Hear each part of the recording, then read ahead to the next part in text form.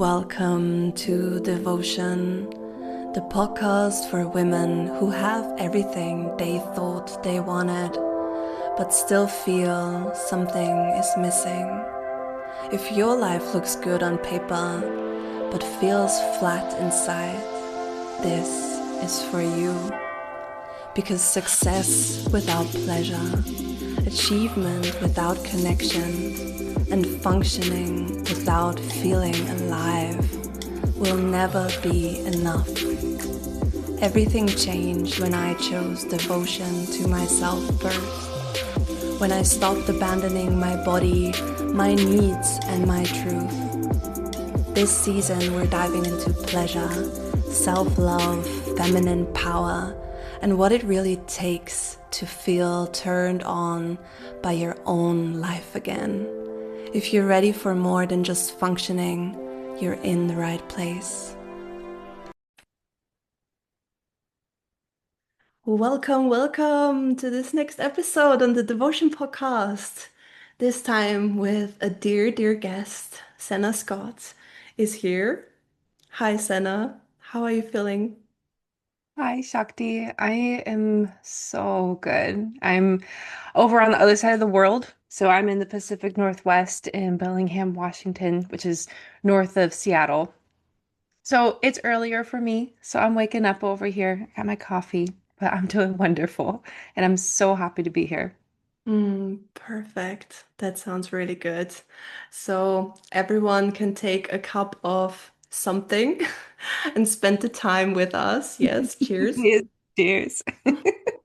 So, Senna and I actually connected only a few months back when I did a live with Ian, Seeding Masculinity, for our last pleasure practice event, and Senna tuned in and got magnetized to my space, and we connected over like human design and dating and everything creative and feminine. And I had the honor to be on her podcast as well on, I think, last week's episode. So if you want to listen into that one, it's about the erotic feminine. Go check that out.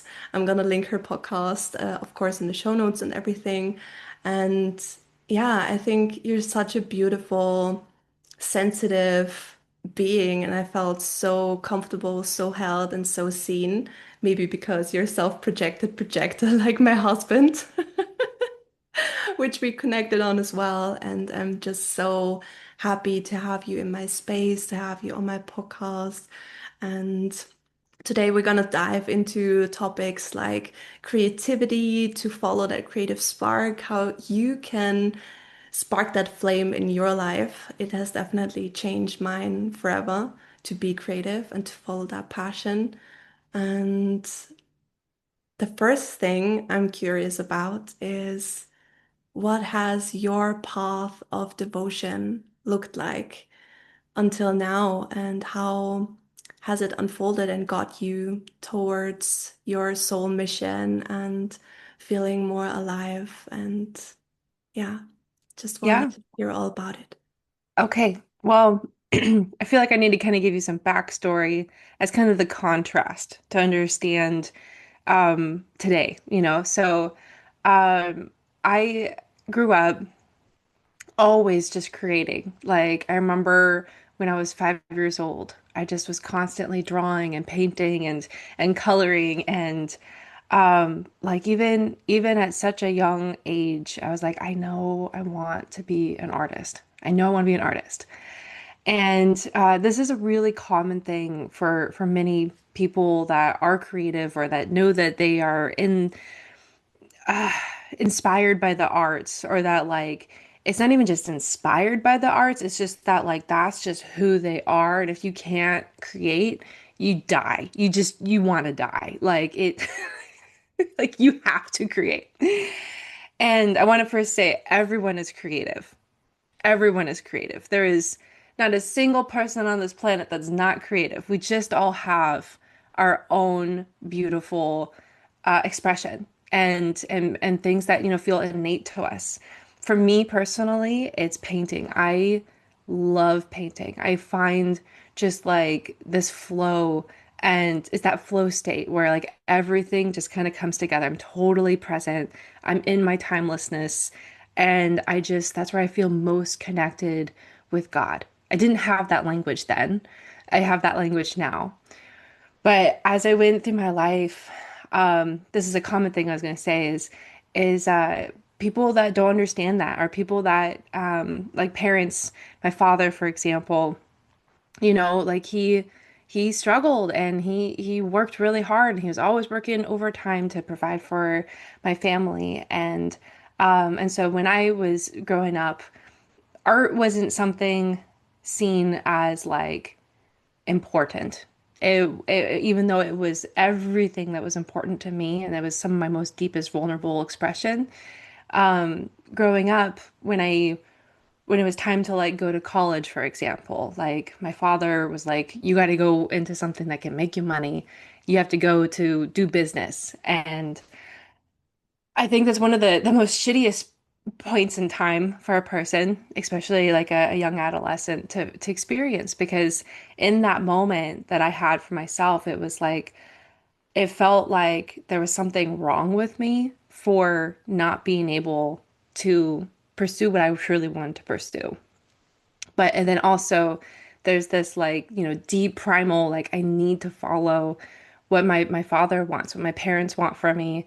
Um, because, otherwise that turns into rejection and, this deep like need for their approval and for their acceptance. And so I ended up going into college. I ended up doing like economics, environmental studies. I went into this big corporate career for 10 years of becoming an energy engineer. And I actually lost art for many years in my life. And I went through some extreme points of depression as well. And it was around my early 20s where I was, in this job. I had a just super shitty boyfriend. And and I was feeling so lost and so angry and I just had so much self-loathing. There was even a point in time where I wanted to take my life because that is how extreme of how not myself I was living to be somebody else, masking to be accepted in the world by others, constantly looking for external validation, constantly looking to be approved or belong instead of being truly loved for who I am. And so that's where that stemming of that self-loathing came from. And so there was this point in time where I just yeah, I don't even know how to explain it. I just kind of internally combusted. And um and it just felt so loud. And there was this time in my life where I ended up finding meditation, actually. There's this book called Start Where You Are by Pema Chodron. And that radically shifted my perception and changed my life in so many ways. It taught me that I wasn't my emotions, I wasn't my thoughts. And I started to practice this Buddhist meditation called Tonglen, which was about bringing compassion into the heart and to feel, actually lean into the pain when so often we're taught not to feel the pain. And so I would actually visualize and feel all the pain in that I was experiencing and bring it into the heart and breathe it in. And then I would just release it with my breath and then keep doing that. And I had some very profound moments by doing so. But then I ended up finding art in some of my lowest times because art for me was also in a safe expression, a place for me to have an emotional outlet. And it was also really hard coming back to it too at the same time, because I had been so disconnected from myself for such a long time. And something about being creative that I don't feel like a lot of people talk about is that it's an encounter with yourself. And so therefore a lot of people are kind of scared about going into that direction. And we're big feelers, us artists. We like to feel. Um, and so, yeah, I remember in my early 20s, like there was this time where like I started to paint again, and I ended up painting this piece. It was like of a small child laying on a bed, and she was just like snuggling her little teddy bear. And I thought it was actually going to be my future daughter, but I didn't realize until years later. It's like, oh, that's my inner child. Mm. That's her coming back out to play. Um, Wow. I'm gonna take a pause. I haven't answered your question yet. I'm still getting there, but I wanted to give you a moment to speak. Mm. Yeah. That's just all so beautiful. And I think as humans in general, like art has been so exiled. And you've touched on if I don't create, it feels like I'm gonna die. And I had the same experience like in a session with my mentor where we went down into the space of my womb because I have had so much pain. And she said it's so connected to your expression, to your throat, to like your creative abilities. And that's where it made like a click. And in this process, what came out was actually, I feel like I'm gonna die if I stop creating.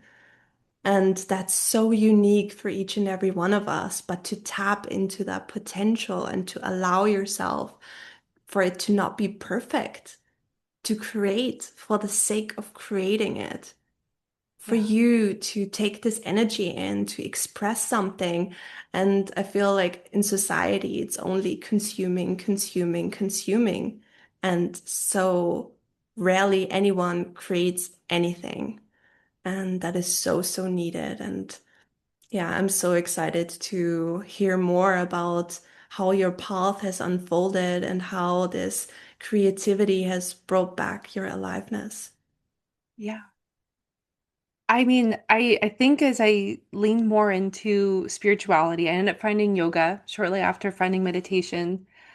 And then I just got so thirsty for like spiritual, like everything. I did like two yoga teacher trainings. I became a Reiki master. Like I just was constantly reading books and information, and a part of that too was just like as I was in, as I was like integrating this into my own self, and into my experiences, just like it would radically kind of change my reality and my perception. And it really became starkly clear that I was being two different people. I was, and during the daytime, I was this energy engineer. I was this surface level, just getting through the day. Super, as you said, super sensitive person that's like crying at the end of the day because of being under all the fluorescent lights in an office and everyone's energies that I'm empathetically picking up on. Oh my God. I don't miss working in an office. Um, but then at night, I'm like doing this energy work, and I'm like really exploring meditation and my own inner landscape. And I finally got to this point in my early to mid 20s where it's just like, I can't do this anymore. I was having a lot of health problems too. My stress of just like, this is actually a true fact, like scientifically proven that like, that the biggest stress a person can have on their body is not being authentic. Mm.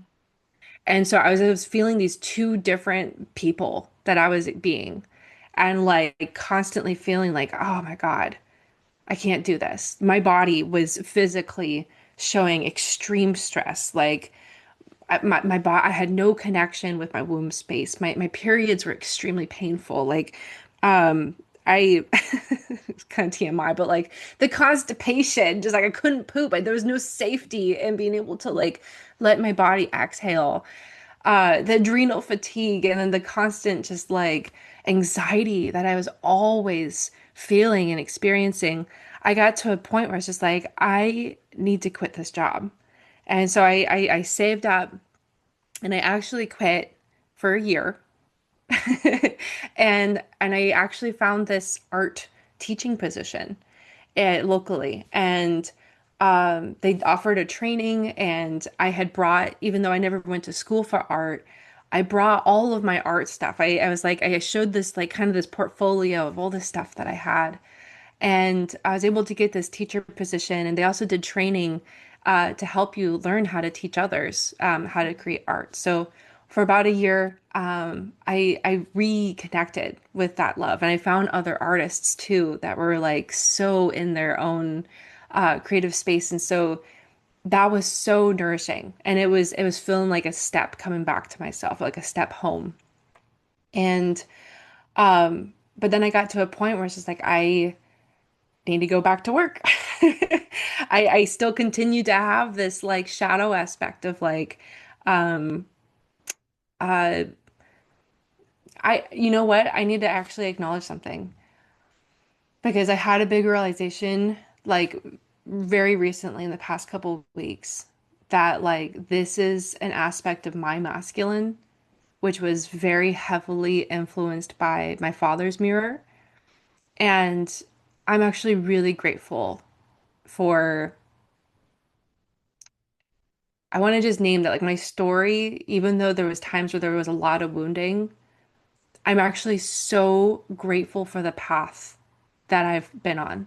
I'm grateful that I did this 10-year corporate job. I'm grateful that I was able to learn more about myself and also to now finally respect and honor my father that like he was always just looking out for me and doing the best that he knew. I'm radically grateful um, for everything in my path because it's brought me to today. It's also shown me who I am not.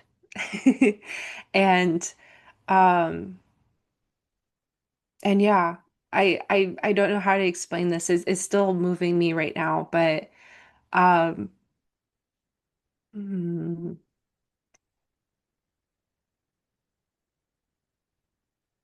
I've just been coming to a greater acceptance within myself of both like my masculine and my feminine and trying to find harmony with them working together as opposed to against one another. Um,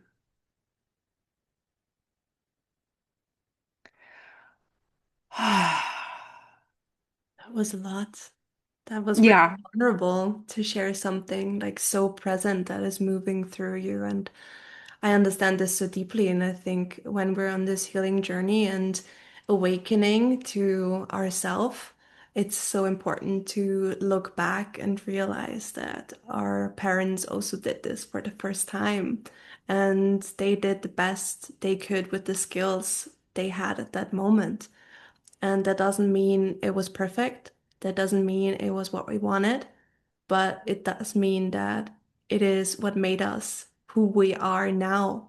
And for that, we should be so grateful. It's not that they made us this way, but because of their behavior and what they did and how they showed up, what their embodiment was, like it taught us something. Like you said, you learned from your dad a certain type of skill or a mindset. That doesn't mean it's perfect or it's you should do it in the same amount as he did. That's his path. It's not yours. And the same goes for each and every one of us. But to really honor the things that were good, the things that inspired us, or the things that were so opposite of us, so we could know what we do not want, like you so beautifully said. And it's equally important to know what we want to what we don't want. But sometimes, like those two are very different things and so individual. And especially through hypnosis, I learned how different simple words for each person can be. And someone wants to be less stressed. What lies on the other side? Like, do you want to be at ease? Do you want to feel bliss? Do you want to feel free? Do you want to feel lightweight? It's so individual, it's so unique. And yeah, we should honor that, where we came from, our roots, and the lessons we got to learn because of it.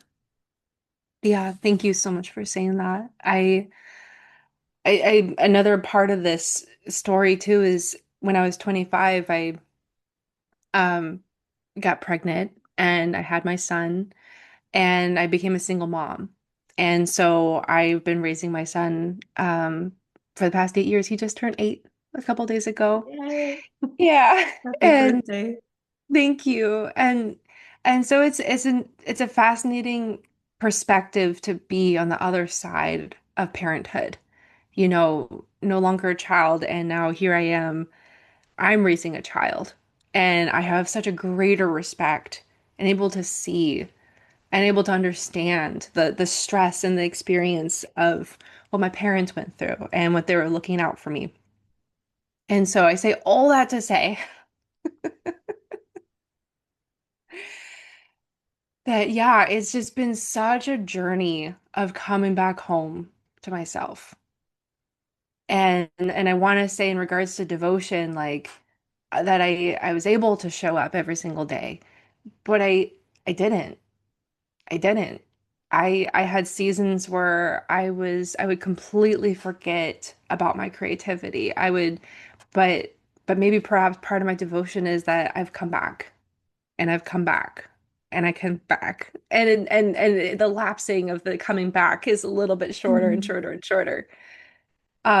And it was around the pandemic actually when we were all isolated, we had to be, quarantined and stuff.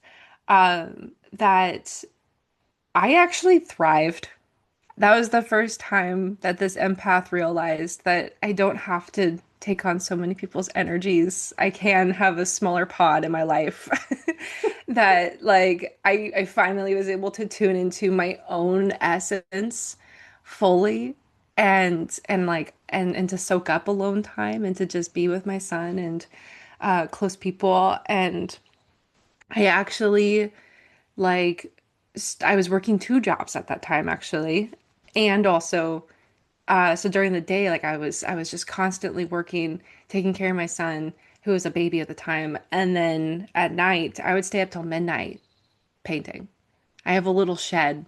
I call it my she shed. And I transformed it over the years into my studio. And so I would just stay up late just like painting. And I had the most like childlike, purely innocent, so much fun just playing. I had this dinky little record player and I would just play it. I would wear this like red kimono and I would just get completely messy.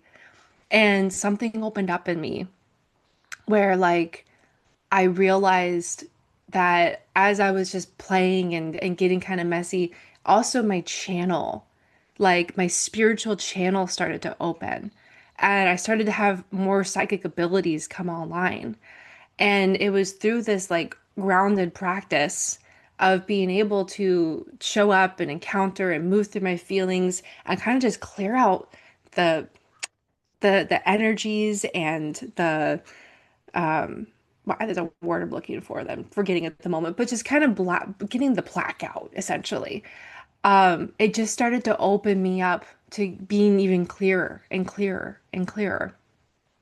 And I started to receive these visions and imagery, and it was in my dream life and in my meditations, and then it turned into like my outward experiences in the world, where I would have all this rapid fire spiritual growth and I would transmute these into my paintings. And so, yeah, it kind of became this like fire hose of a channel for the first couple of years of the pandemic. And I painted about 73 paintings. And it ended up turning into my oracle deck called the Self-Love and Inner Unity Oracle deck. Hmm. Yeah. And I'll just show you just a few real quickly. Oh, Is that's that nice. masculine and feminine coming Yeah. together. And um, Did you publish it yourself? Yeah, I self-published Oh, this. wow. And this is like coming back to source, a woman coming to the Oh, light. This is one of the first ones. And this is, wow. it was just like I would have these, I'm showing these because I had these like somatic internal experiences Of seeing this image in your of mind. seeing or feeling or experiencing this in like a meditation or dream Mm. or just like my internal experience and my experience with spirit and with God. Like um I just wanted to translate that into my artwork, into yeah, showing that like we're not just this human being, we're this multidimensional, multifaceted being. And to bring in expressions of energy and light, Mm. is soul recognition.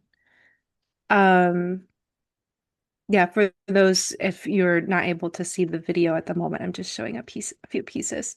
Yeah. Um, but It's like yeah, it's beautiful that each has like a different color and not the usual colors like it should be, but like different. I really adore it. thank you. Yeah, so all that said, devotion for me, it's about just really deeply listening. And a big part of my artistry is my meditation practice, is my prayer, is living and experiencing life. And as I experience it and as I feel it and as I move through it, I will translate it. And I've learned because I'm a projector, I don't have consistent daily energy. And so I'm not a person like my mentor who is a manifestor generator who has had a practice of painting for 3,700 days Wow. every single day. I am not that kind of person. I'm a person that like I had to feel it and I experience it and then I have a surge of energy and then I pour into a painting. And and what I found was just that like a lot of my own internal experiences I felt like needed to be shared. Because I would also get these messages or a little poem or like a channeled message. And I was like, this is not just for me. This is for others. And so then I began to share my artwork. Oh, wow. That's so amazing that you use this time to follow something that lights you up from the inside. Just like I said, create for the sake of creating it because you felt like you needed to, otherwise, you would explode from all these images, from all these inputs that were coming to you. I'm always so curious when people talk about like channeling and receiving messages? Is this something that just happens in your daily life? Is this something that's like a clear voice in your ear? Is it like when you take your pen and put it to paper that you're just writing, even though you don't know the next word? Like, how can someone imagine channeling or your individual experience of it? Yeah, I was just gonna say, like, I witnessed you channel, and when like you're tuned in and like you're just speaking and you're in this flow, like, and your transmission is clear and it's felt so powerfully, like, I would consider that channeling. It's just like it's this just this clear channel of of being really in tune with your mind and your throat and your womb space and you're grounded and it's just moving through you. And um for me, you know, every single person experiences things differently. You know, there's clairaudience, there's clairsentience, there's clairvoyance. I'll be completely honest, I don't know what I am because yes, I can hear things. Yes, I can just know things. Yes, I can feel things. Sometimes I can smell things. So I feel like I'm a bit of a gamut. I can feel all these things. I can experience all these things. But specifically when I am painting, I can get into this moment where I'm just, I don't know, I'm just in this flow and I just feel like I'm not really even in my body anymore. I'm just really hyper focused and I just like to really have this beautiful image of just like creator is painting through my hand and like creator is painting through me. And the more that I can get out of the way, like my ego and my thought realm, just like out of the way and just like get into painting and just allow what's trying to come through, um, that that's kind of the best process. And then sometimes I will either hear it as I'm painting or I'll feel it because there's an energy or something real I realize in that moment and I just start bawling my eyes out. Because it's also somatically really healing. Yes. It's like I'm moving this energy out of my own body. It's regulating for me, for my nervous system to create. Some of my big pieces are very somatic. Like I'm splashing paints and I'm getting inks out or I'm playing with different elements and stuff. Yeah, okay, I'm gonna leave that there for now. Yeah, that's this childlike play that gets this invitation to come online when we create. And I feel like people are so up in their heads about, oh, how can I be creative? Like, what is even creative?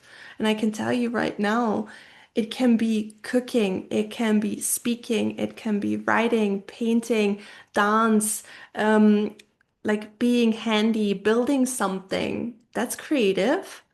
Like there's so many things, and even I thought I wasn't creative as a florist, arranging flowers and doing these centerpieces for weddings that were just exquisite, like the most beautiful things ever. And I thought I wasn't creative because I thought like that's not enough. That's not enough. And that's this belief and this conditioning that it's not enough, it's not good enough, or it's not seen as something by someone, and really taking that off the table and start being a student. Start sucking at something and allow yourself to be bad. That's so healing in itself. And we get so up in our minds, like especially in painting. Like I have these vivid images in my mind, and I think, oh, I want to paint that, and then I go and try it, and it really sucks. And it's frustrating because you see it in your mind and you can't bring it to paper, and then maybe you stop it. And for me, actually, I had an experience a few weeks ago in hypnosis that was so extreme. Like the images were so real and so colorful, and it was like delicious just being in that moment in that scenario, and to really anchor it into my body. I told my husband I have to paint this. I have to paint this in my journal and have it for myself. And I think I have it right there. I can show like one little image of my place that makes me so happy and at ease. And it's not like good or professional, but for me, I was so happy when I was finished. And it's like, Oh, yes. I Oh, don't know and if you can see it. I'm gonna cover off what I wrote here, but it's like this place where there is this water here, and there were these two portals with the doors and the trees. And actually, this is like close to where I live. Mhm. And we went there on the weekend, and the tree that I painted, the leaves, it was just like these brushes, these strokes with a pencil. And I looked at the tree and I was like, it looks just like in my painting I did. I was Oh, like so amazed that it even like overlapped. And I had these intuitive hints of what to paint and where to paint it and in which color and like in which direction I went or how something like unfolded. I was just amazed that the writing was one great part to really anchor it, but the painting like brought forth such a deeper level, and it was so delicious painting this. And we did another hypnosis, and I was like to my husband, "Ooh, I can't wait to write in my journal to paint that next." The things we did inside there, it was so amazing. And I think that gave me like a certain framework, like that pushed me into the direction of starting to try it. Because when we see these boards on Pinterest or these creative things and we want to try them, they usually really suck.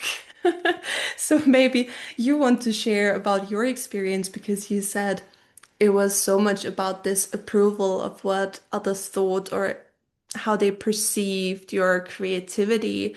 And from that point of view and that state of mind to coming to your she shed and painting with your body and getting like these intuitive hits of what needs to come on the canvas. Like that is a big step. What were the processes behind this?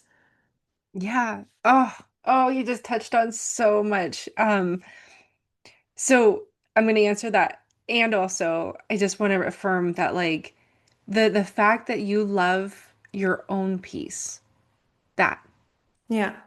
that that I want to highlight that. Like um so much of this is your inner child and your relationship with your inner child. And since becoming a mom as well, like in learning about the different like developmental ages and stuff of a child. Like um first of all, like everyone is creative. You go into I was just subbing at a preschool. Like every single kid is always creating or building something. You give them coloring and they're just going to go at it. And they don't have a single judgment about their piece. They're just creating. And Mm, that's why I believe that like children are such great teachers for us because we take things so seriously or critically or we get into these, there's a perfectionist wound. There's all these things. I last year I channeled a course called Unleash Your Creative in 30 days. And mm, it's like moving through the logistics, breaking down the limiting beliefs that we often get, and then having some exploration and then an inspiration and then like a frequency attunement is like the 30 days. And week 2 is all about like going through all of these beliefs and these blocks that every creative experiences. The perfectionist wound, the fear of being seen, the fear of um like imposter syndrome, like I'm not good enough, or like, comparing others and stuff, or all these things. But what I want to name is that around ages like 6, 7, 8, 9 are such prime ages for a child because they're starting to become aware of themselves and their peers. And then they start starting to notice others. They may start to compare their work with others. That's when the frustration of this mental image that's coming through, and then they don't have the motor skills to be able to do it, becomes so frustrating. And when they don't have the caregiver support of moving through those big feelings, they create beliefs within themselves of I discern that I believe that I can't paint or I can't draw or whatever. And so these tiny little beliefs that are set so early on in life, so early on, they become a part of our reality for the rest of our lives until we revisit them. mm, And so what I want to name too is that when you do start becoming creative again, or you want to become creative again, a big part of it is moving through every single one of these beliefs, these little blocks, the things that you said were like making flower bouquets, didn't feel creative or good enough. Like that's a huge piece of being like, oh, okay, but is that really true? Where is that coming from? Whose voice is that? Because mm, that's not my pure essence. That's not. Yeah. mm. Yeah. Yeah. Okay. It's most of the times also something someone else said when we were around, like how they judged what they were doing because it wasn't good Yes. enough for them, and us witnessing them in that. Yeah. Exactly. So, yeah, like if a caregiver, even if they just disapproved or they wanted to, or they're like, oh, but it doesn't look like that, or, whatever. In that moment, you're getting that feedback of being like, oh, okay, I'm not good enough at this, or whatever that belief that you create in that moment. Mm. And so that's why art and creativity and whatever expression can be really vulnerable and tender. And it is helpful to be able to either have another or just give yourself that space to be able to feel that and to be able to witness yourself in that. And to allow those thoughts and feelings to come up. So back to your question, as I one of my biggest things was perfectionist. I wanted it to look exactly this way, or I wanted it to be exactly this way, or I thought it had to be some certain expectation. And sometimes perfectionism is, well, first of all, when it comes to creativity, the second you have judgment, the second you have pressure, it is like it kills creativity. It's like you're choking your Mm. creative life force. And so, one of the most helpful things for me was actually working with a medium I couldn't control.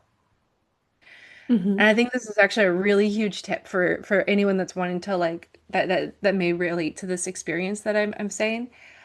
Get like watercolors, get like acrylic inks or watercolor ink. Like working with the element of water can be really freeing and kind of awesome. I actually found that like yeah, like spraying down and with some, so I have my canvas and then I spray down with some water and I put in these inks and I put them here and I put them there. I can't control where it's going to go. And Mm. that becomes so fun. And it was also so freeing to just let the element of water do its thing Yeah. and to like then work with this element of water. And then it kind of I went through this abstract exploration. I did a collection called Life in Color. And it was really just about me learning to feel my emotions. And so each one of the pieces was like a feeling and doing it abstractly and to just like do color. And it was a lot of fun. It was a ton of fun. And that was huge for me to be able to like mm, open up that channel of creating and just to have fun with it. And I can't control it. And then I found that when I didn't control it, I enjoyed the process so much more. And then I ended up loving it. And the more that I loved it, the more that fed this reward system within myself of like, this is fun to do. I'm going to keep showing up for it. But I also want to name that, like, there's always someone quote unquote better than you, right? Like, there are still artists that, like, I aspire to be like Autumn Sky is one of my favorite artists.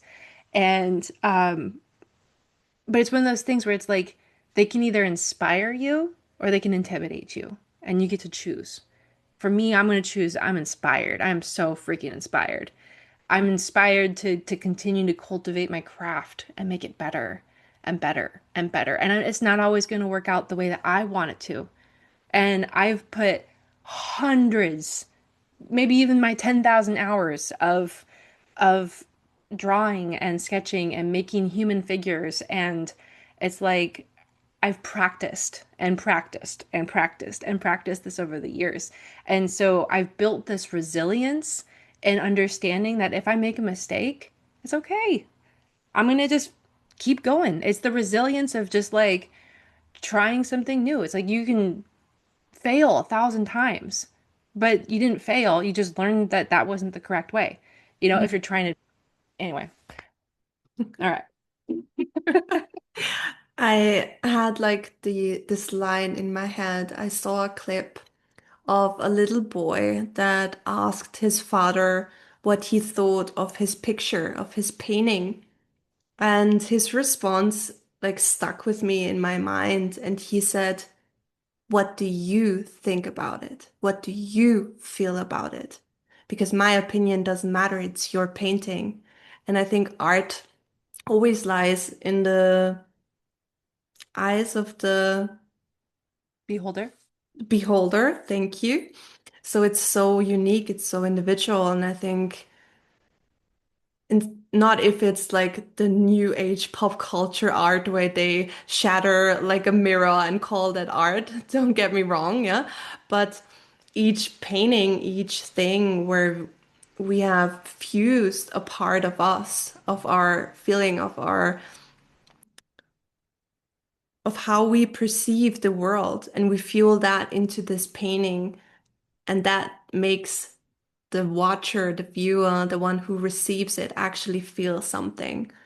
And I think Yeah. that is the most important thing because our society, we all go in a direction where it's functioning, working, where it's cold, robots, AI, and so on and so forth. But the things that make us feel something, that's rarely something synthetic. At least that's for me. If I see something synthetic or AI generated, I'm usually repelled from it. It really doesn't align with me. I can feel that there is no resonance, there is nothing from the other side. And I love that you brought in this little homework for all the creatives or aspiring creatives to have this inspiration to do like something with water and just flow with it. And yeah, maybe that is a feeling that you want to express and it's just color. And maybe the whole canvas is color and you paint something with like a black pencil inside or whatever it is. And the important thing is you don't have to share it. It doesn't have to be anything. It's all about, like you said, about how you feel when you're doing it. And that gets the excitement and the reward system and everything online. Wow. Yeah. I actually, I was so amazed with the painting you shared recently online, like this divine feminine emanation. And I could feel so much. Yeah. Oh, I wow. brought it. Yeah.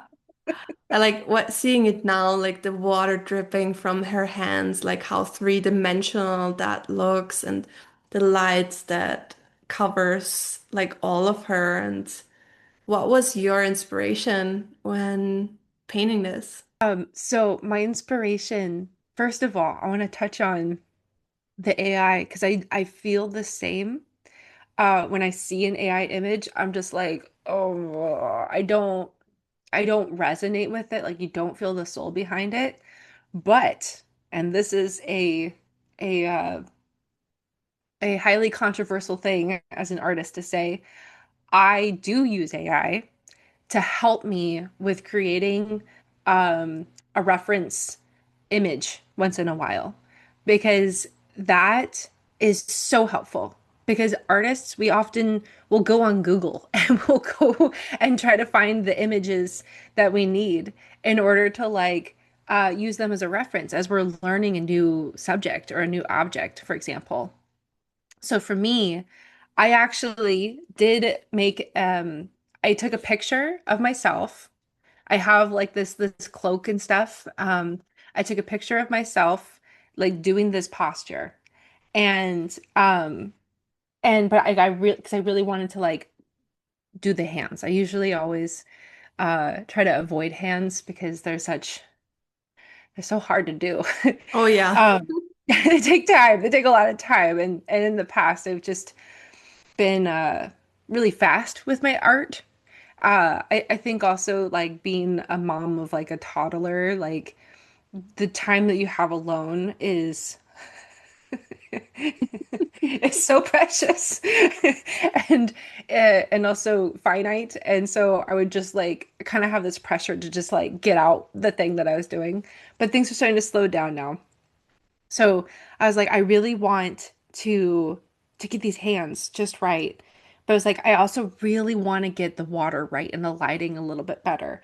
And so I asked AI to like take this image and like make water go over it and help me with that. And so and I had that as a reference. And if I didn't have that, I wouldn't have been able to make some of my best art. And that's what I want to delineate is like we can still use it as a tool and also still have the deep emotive experience that I feel that you said too is one of the most important things of like creating something by hand, of having the experience of creating. And it's still, highly resonant with others. Um, the inspiration for this piece, though, I actually, this was Mother's Day weekend. And so my son ended up going with his father and his father's partner for the weekend. And I had this Saturday to myself. And like, I didn't know what to do. I didn't have any plans. And I was just like, sometimes, like, as a parent, you get into this paralysis of like, what do I do? I don't have plans. And then it's like, well, I have all these other things I could do, but then you don't want to do anything. You want to take a nap or you just want to like binge a show.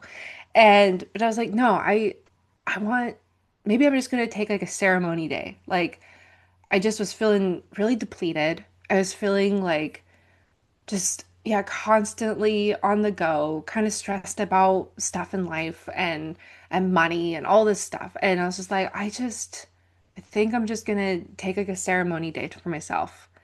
And I like turned off my phone and I ended up I had a couple mushrooms Yeah, that that helps. yeah, like yeah, we're gonna go all in on this ceremony. So I had a couple mushrooms and and when I set up for ceremony, like I make sure my house is clean and I have my incense and I have my candle and I put out my different activities of like my art and my painting and my headphones for dancing and I have everything all set up.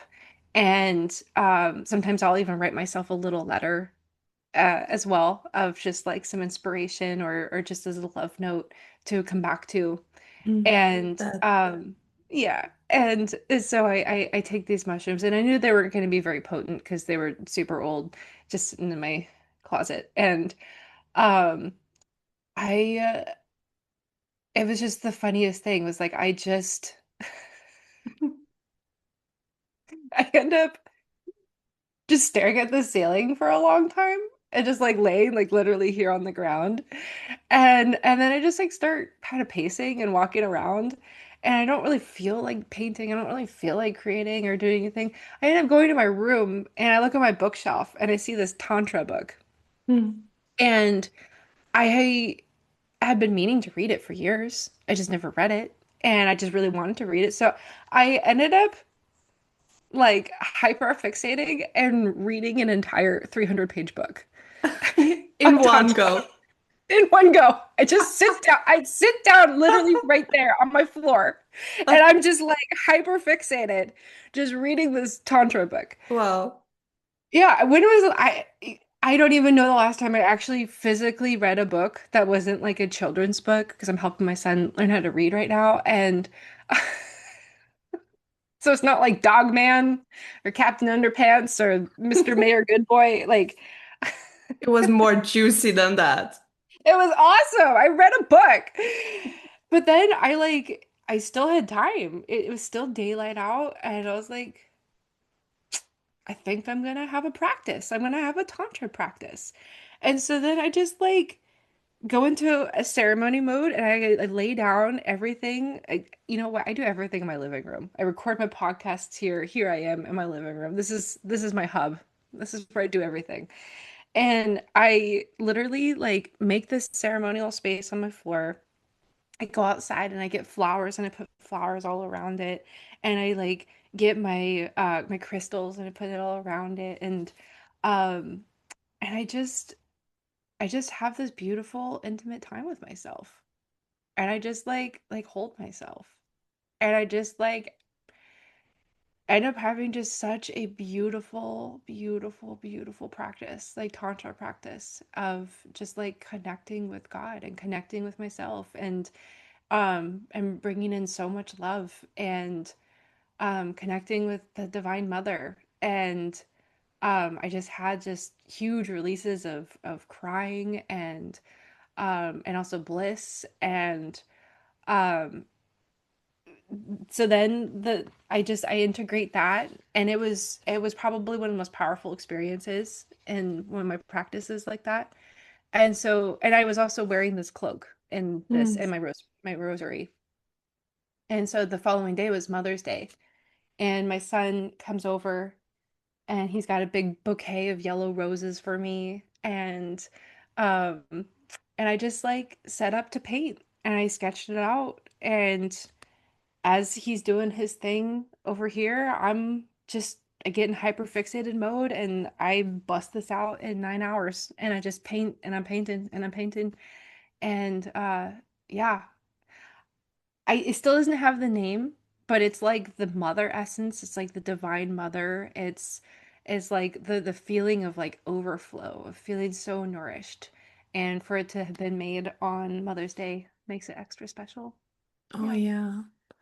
Wow. Also, for you to do that in your son's presence, for him to witness you in this creativity, in this being tapped into your intuitive hits and your Mhm. creative spark and everything, and for him to see that that is what my mom likes to do and to be curious about it or have this image in his mind for all of his life. That's like really beautiful. And I think I commented on the name for the image, and I just see this oneness. It's really this connectedness to source, to being one with the divine, with everything there is. And I'm Yeah. curious which name it's gonna be when it's the Honestly, time. I almost feel like calling it the unnameable Yeah, because maybe I that's can't it. like I keep getting so many names and they all feel so resonant and also like yeah, it might just be the unnameable. Hmm. I'm not sure. Yeah. It's still moving with me and I really like to take time because a part of the creative process I believe is also rest and integration. And so I have this hung up in my room and I just like to gaze upon it and let it move me and be a part of my season as well. And I thank you for touching on that with my son because yeah, he's actually probably the biggest inspiration of also why I got returned to my creativity. It twofold, like one, like becoming a parent, like when you're raising a child, like you were in this rapid growth spurt of also healing your own inner child so that you can be the best parent you can for this child. Yeah. I mean, not everyone steps up to that work, but it's been really important for me. Um, and I I just remember like when he was a baby, just being like, I want to show this child that like you can create anything and that like your dreams matter and that you can absolutely do anything you want in this world. And so I'm ending that generational part of my lineage of just being like, no, no, it ends with me. You can create whatever you want, and I will support you in whatever expression you want to have. And yeah, I felt that. Hmm. um, yeah, that I can sometimes feel either if that was you or if that was some listener in the future that's listening, that like that was a really big clearing for somebody. Um, sending you lots of love. Yeah.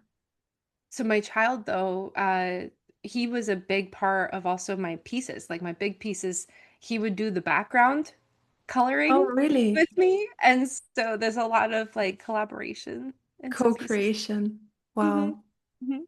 Yeah, it's so healing to actually do something with your hands. And I really love being a florist, to have these scents and to be surrounded by this beauty. And I was working for this shop that they were delivering to the big events in Vienna, in like the museums, in the parliament, like to go in these old buildings with the architecture and to have these beautiful flowers there. It was just this flow of being nourished by it. until there came a point when I just knew I had to move on. There was something more waiting for me. And I switched to being in an office as well. And I could just feel like I had the same experience like you. And even though like I'm a manifesting generator, like we have this energy potential, but like you said in the beginning, if you're not living your authentic expression and you're holding back, that actually really does something terrible to you. And for a while, I thought it's good to train yourself to be in a certain role in different environments, to train yourself in how you present yourself, how you talk a little bit different. So it suits the environment, even though you're still yourself, but still you don't show all of you or you dim some things. And I thought that was just so smart. I was evolving and growing. And actually, I just came to the realization that it just hurt a deep, deep part within. And my health also really struggled. And so I think it's so important to be authentic, to be true to yourself, and to create something, to actually do something and not only consume it. And that is, yeah, something I want to give to every listener, to every woman. Please create. Create something and be inspired by yourself. Yeah. Yeah.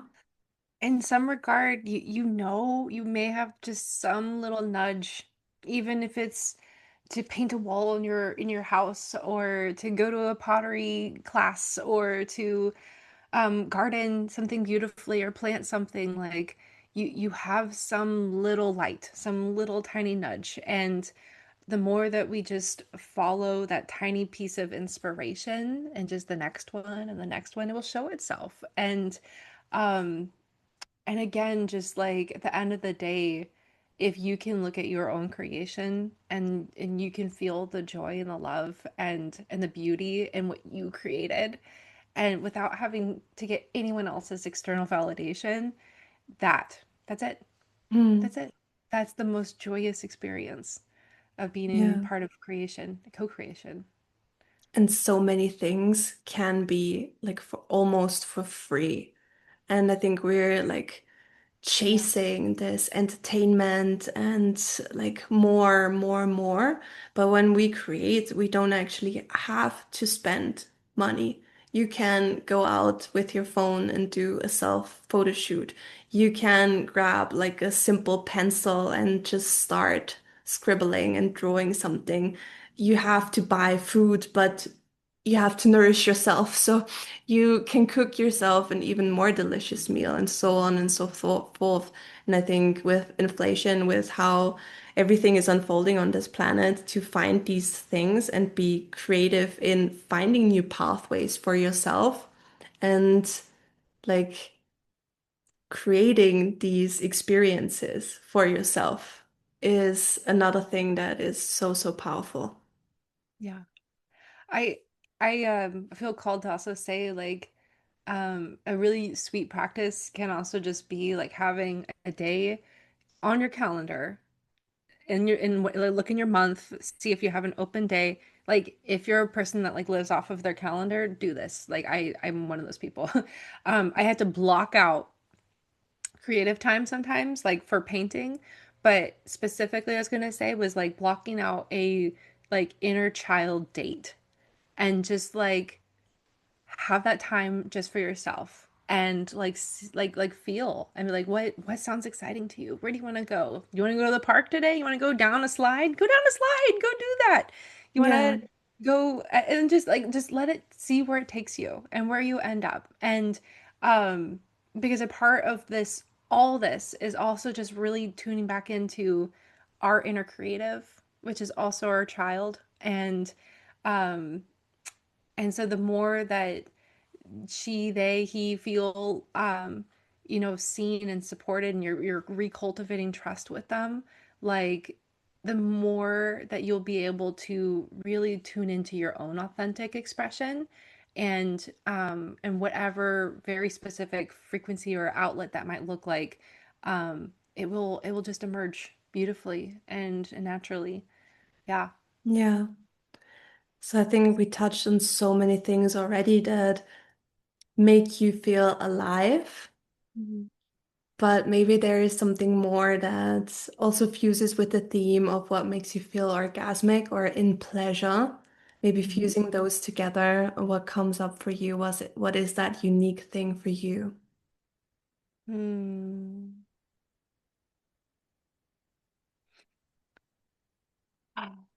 Well, I want to touch on that, yeah, like our pleasure, orgasmic, like the creative energy, our sensuality, it's all in that womb space. It's all in our sacral chakra. So if you are a man or non-binary listening, and like every single person, regardless of gender, like you have a sacral chakra, and this is just your portal of creative power. Um and yeah, the more that we can and cultivate a relationship with that part of us, the more that our throat and our expression um is able to feel alive and to move through us more easily in the world. Something I notice is that like um if my womb feels tight or constricted, oftentimes my throat is, or if I'm speaking a lot and I'm over speaking and I'm saying I'm going to do something, oftentimes that's an excess and the other one's not. And so a part of this is really sometimes just like really deeply listening and tuning into myself and just allowing what wants to come through naturally and also letting that just be enough. Yeah. Mm, Yeah. beautiful. I love that. Hmm. Oh, I'm still buzzing from our conversation. I think I also need some time to integrate. Oh, thank you. Thank you. Thank you. Thank you. Wow. So I want to close this space with the invitation to you to share like what your offerings are, where people can find you, how they can work with you, and connect, or exchange perspectives. Yeah. Um, I guess real quickly, I forgot to even mention this. I now start to do spiritual paintings for others as well. So I, with consent, I can tap into someone's higher self and their guidance team, and I can paint. I will immediately get like this image in my mind's eye, and I will paint um the image that I see, and then oftentimes I'll get messages as I'm painting it as well, or I'll get like a little poem and I usually write it on the back. And I made 100 of these for 100 women a Oh, couple of years wow. ago in a coaching container that I was a part of. And it's just been a really fun offering I started to bring into Yeah. my work as well. So if you're interested in seeing my work, go to sennazenart.com. Um, there's my artwork there. There's also a link to my Oracle deck as well as commissions.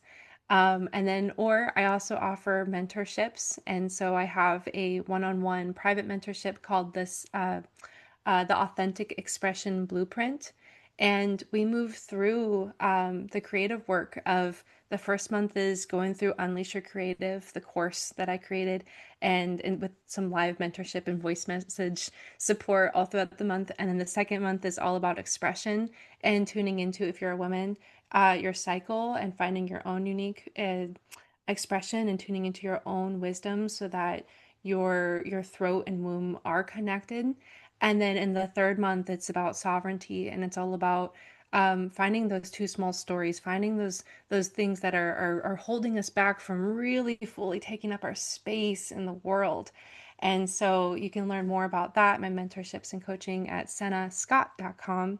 But also, if you just want to follow me on Instagram, it's Senna_Scott on Instagram, and I would love to connect with you. Send me a DM if you've listened to this podcast, and if there was anything that like moved you, I would love to hear back how this transmission has been for you. Thank you so much for being here, and thank you, Shakti. Yes. And also, you have a podcast, the Divinely Oh yeah. Sovereign podcast. I'm gonna link everything in the show notes with the episode that you can just easily click on it and you're right there in center space. And Yes. yeah, with all of that being said, I feel like there's so much more in our connection, in yeah, our paths that have been so similar yet so different. And I'm excited to see where the future will lead us and what we will co-create. Likewise. Oh, this has been such a pleasure. Thank you, Yeah, Shakti.